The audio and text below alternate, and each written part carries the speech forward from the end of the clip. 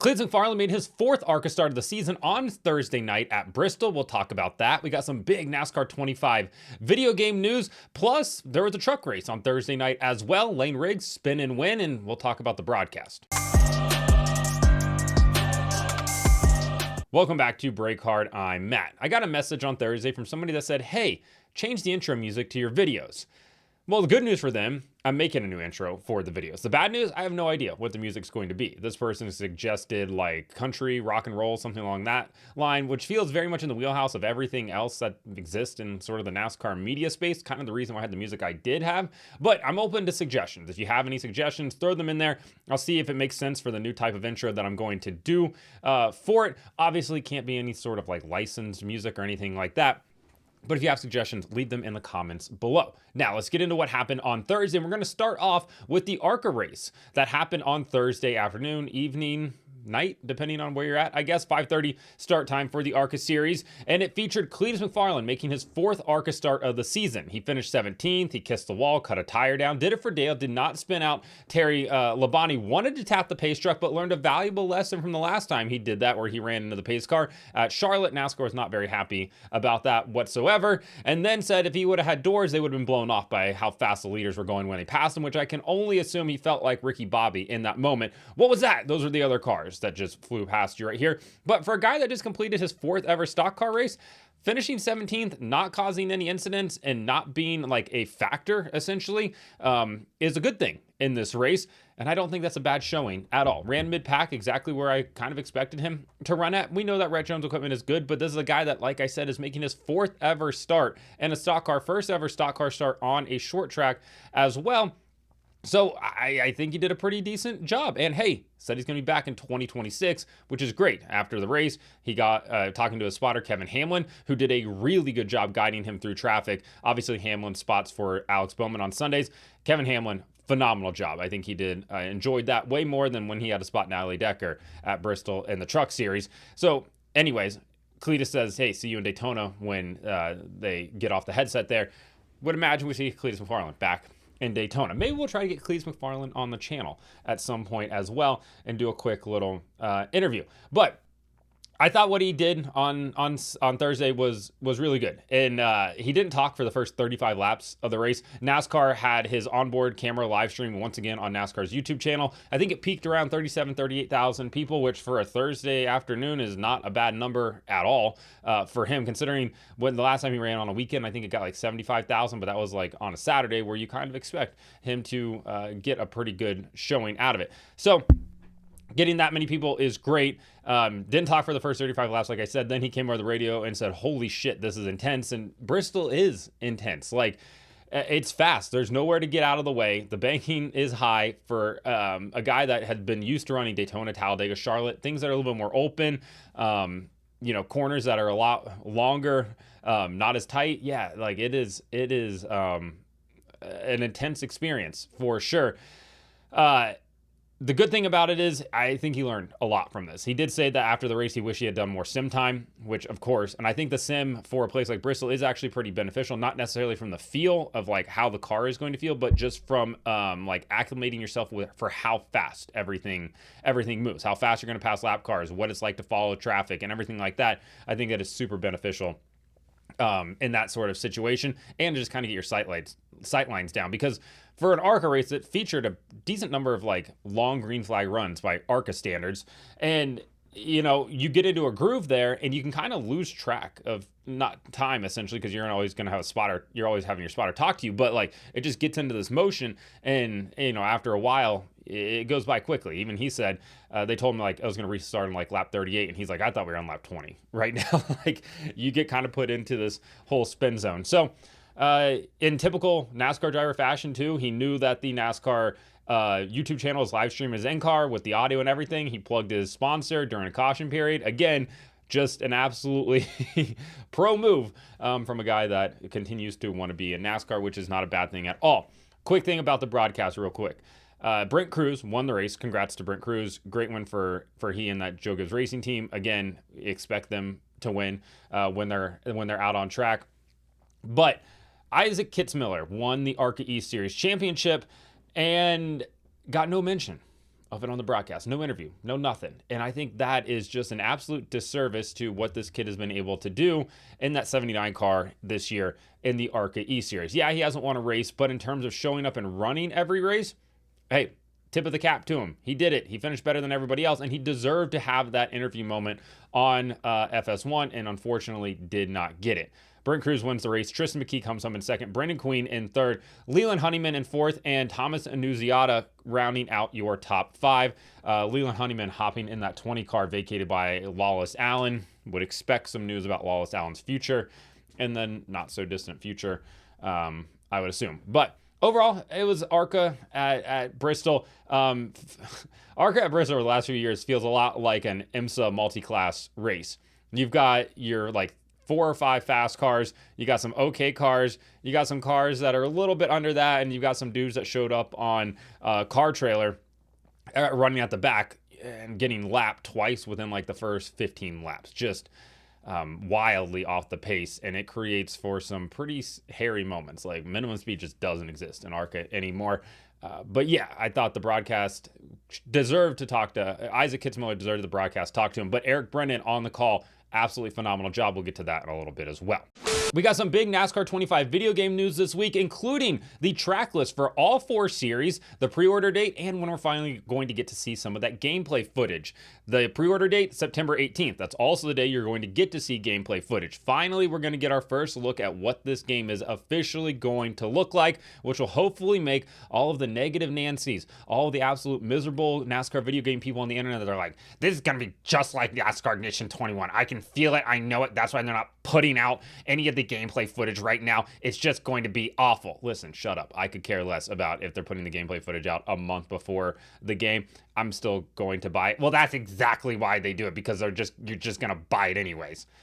It's $50. I don't really care in the grand scheme of things. I just want a NASCAR video game to play, and I have faith in them after what they did with the World of Outlaws game, which I contend is still one of the most fun games to sit down and play. It can be casual if you want it to be. It can be a little bit more intense if you want it to be. Overall, I think it's a really enjoyable video game. I'm not looking for iRacing on a console. If I want to play iRacing, I'll turn the computer on and play it here in my office. But I just want something I can sit down on the couch, pick up the controller. I know, a controller, not even a steering wheel, and just play some races and have a pretty good time with it. So I'm just going to accept it for what it is and not freak out about it. You're not going to see me getting all worked up over a NASCAR console game, because I'm just appreciative that somebody actually wants to build a NASCAR console game still. So I'm excited for it. Can't wait for it to come out. We'll probably pre-order it. I know. How are they going to run out? You can't run out of digital downloads. I don't care. I don't have to worry about it then. If it's already paid for, it's going to be on my Xbox come October 14th or whatever. Just realized I have a wedding that weekend before. So yeah, we're going to really get back into the swing of things as soon as we get back. That'll be fun. But we got the track list as well. And there's 2 glaring omissions on this track list. One, Mexico City, not in the game for the Xfinity Series or the Cup Series. Bit of a bummer, because they did just introduce Autodromo Hermanos Rodriguez on iRacing. I was hoping they were going to have it built out for the console game. Apparently that's not going to happen. Maybe it'll be a future DLC, but it is a bummer. I know people don't like playing road courses on the video game, but I still would like to have the full 36 race schedule, and I enjoy road courses as well. I think they're pretty fun to play. On the Xfinity Series side of things, we also will have no Portland on the Xfinity schedule. Again, a bummer, because I think that's actually a pretty fun road course, and I was really actually looking forward to playing it. Maybe it'll be a DLC eventually, maybe not, but obviously both aren't going to be on the 2026 calendar, so maybe that's the thought process there. Not entirely sure. But on the Xfinity Series side of things, you will have Michigan as a playable track, which Michigan's currently not on the Xfinity Series schedule, even though I still contend that it should be. So how are they going to fill that gap in the Cup Series schedule? I would assume, I'm just guessing out loud here, that the All-Star race at North Wilkesboro will just become a points-paying race in the game to kind of fill in that gap that is there. We also will not have Bowman Gray for the Clash. Again, I don't really care about that one. I know some people are going to be upset about it. You're not going to get me worked up over that. On the Truck and Xfinity Series side of things, you do have Rockingham for both of those series, and you have Lime Rock as well for the Truck Series, and IRP, Indianapolis Raceway Park, which I think will be really fun to play all three of those tracks. Pretty excited about that one going forward. The ARCA schedule is where things get a little bit more wonky. Obviously, iRacing doesn't have scans of like Elko, Berlin, Salem, places like that. DuQuoin, Springfield, the dirt tracks aren't going to be in the game.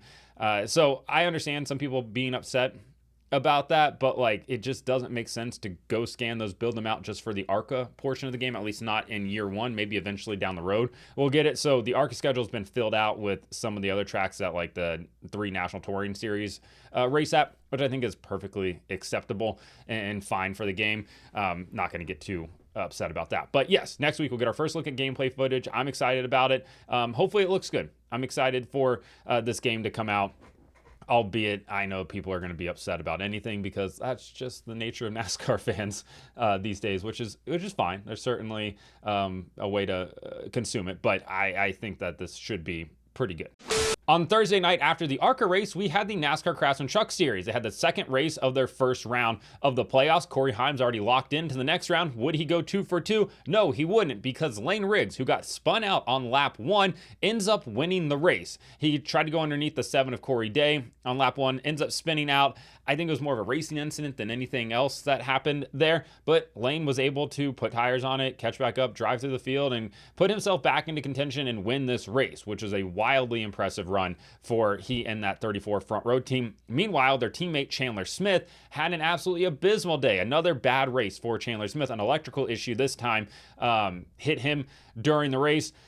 Not ideal for Chandler Smith. He ends up coming home back in, like, I believe 30th place. Yeah, not great for him. Another playoff driver that also ran into issues, Jake Garcia, your pole sitter, who passed Corey Heim for the race lead, which doesn't seem fathomable at times, right? Corey Heim seems untouchable more often than not. Jake Garcia was able to get around him and then had a pulley issue on his engine. Obviously, that is a spec Ilmor motor, nothing that they can really do to control it. And he sort of lamented about the negatives of having to use sort of those spec parts and everything like that after the race. He ends up finishing 33rd. Brutal night for he and for Chandler Smith.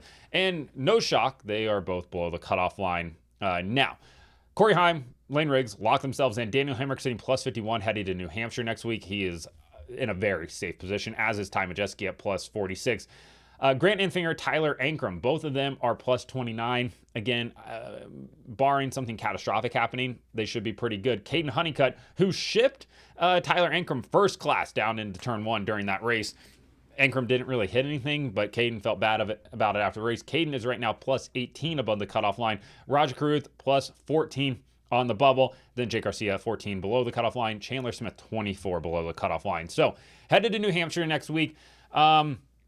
Obviously, overcoming 14 points, even 18 points is not a crazy number, especially with stage points. Like if Caden Honeycutt was able to sweep both stages, if Jake Garcia was able to sweep both stages and say a guy like Roger Carruth doesn't score points in the stages, then yeah, Jake is going to jump him by at least plus 6 at that point. And then obviously how your race finishes would really come down to determine it. So there's a lot of ground to still be made up in this race if people don't have good races.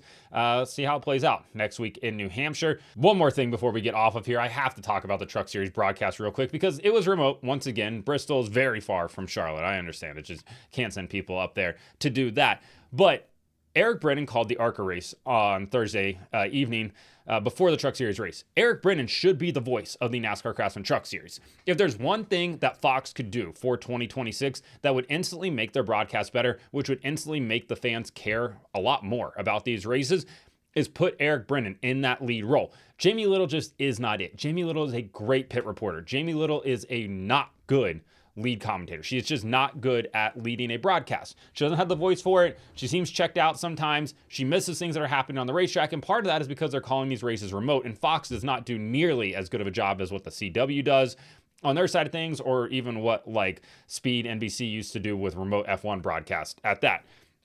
So that would be a great change to make right there. Eric Brennan absolutely should be. On Thursday night, they had Kevin Harvick and Joey Logano in the booth. Harvick is fine as a color guy, as a commentator. Have no problem with him there. Logano, again, he's fine, but Logano always has these dumb sayings that he comes up with, whether it be awesome sauce for the PJ1 that's on the bottom, which literally gives me goosebumps how much I hate it. Like, it makes my skin crawl when I hear somebody say that term. And then on Thursday night, he kept saying risk it for the biscuit, and I despise that saying just in general, because at no point is anybody ever going to risk anything for a biscuit, not even one from Tudor's Biscuit World. And it just drives me insane that he continues to try to drive these sayings and these points home. And I get it, he's a dad, right? He's dorky, things like that, but it's just brutal to listen to at times. So yeah, make one change for us, Fox. Do something, because it's really hard to engage with the broadcast that is as bad as what is being put on TV right now. And hopefully we get some changes going forward. I'm not holding my breath, but it would be nice to see, just saying. So let me know in the comments what you thought about Cleetus McFarland and his fourth ARCA start of the year, the ARCA race in general, NASCAR 25 video game news, the Truck Series race, and what changes will you make to the Fox broadcast. Like and subscribe to the channel. Follow me on TikTok at BreakHard, Instagram, Twitter, and Facebook at BreakHardBlog.